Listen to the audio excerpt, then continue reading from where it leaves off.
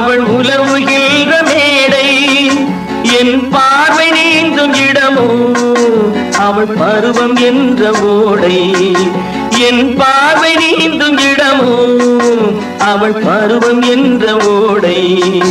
அவள் கேட்டு வாங்கி போனாள் அந்த கண்ணி என்னவானாள் நான் காற்று வாங்க போனேன் ஒரு கவிதை வாங்கி வந்தேன்